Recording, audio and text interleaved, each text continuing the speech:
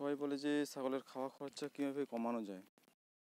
ছাগলের feeding cost কমানোর আরেকটি উপায় হচ্ছে, যারা গ্রাম্য এলাকায় ছাগলের ফার্ম করছেন তারা এভাবে আপনাদের জমির আশেপাশে যে বাকি জায়গাগুলো থাকে, ধারগুলো, সেখানে বাঁধতে পারেন। দেখতে পারেন আমাদের যে বেগুন ক্ষেত, এটা শশা ক্ষেত ছিল, শশা ক্ষেতে বেগুন লাগানো হয়েছে।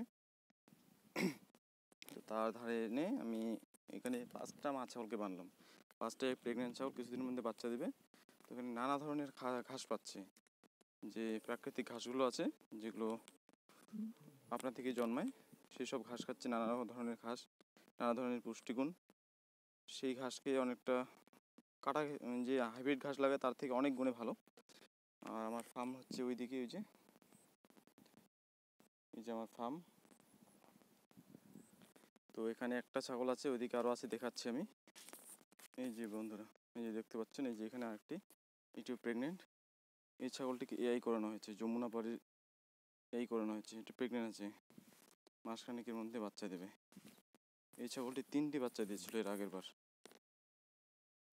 আর দেখতে পাচ্ছেন এই যে ওইখানে একটি খাসি খাচ্ছে, এই যে এখানে একটি বাচ্চা, এই যে এখানে 2টি, এই যে বেগুন ক্ষেত, এই যে আরেকটি, এটিও প্রেগনেন্ট আছে। ঠিক আছে, যে পরিমাণে ঘাস আছে এগুলো যদি খায়, ঘন্টাখানেক খেলে এদের পেট ভরে যাবে।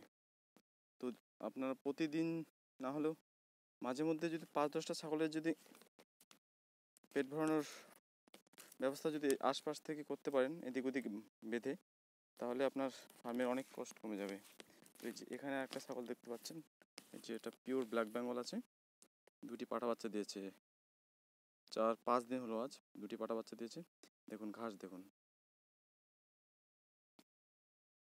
তো যারা গ্রামে ছাগল ফার্ম করছেন,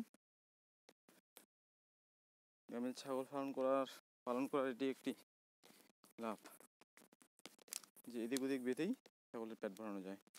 5টা ছাগলের যদি প্রতিদিন আপনি এদিক ওদিক বেঁধে পেট ভরাতে পারেন, তাহলে আপনার অনেক কস্ট কাটিং হয়ে যাবে। ধন্যবাদ।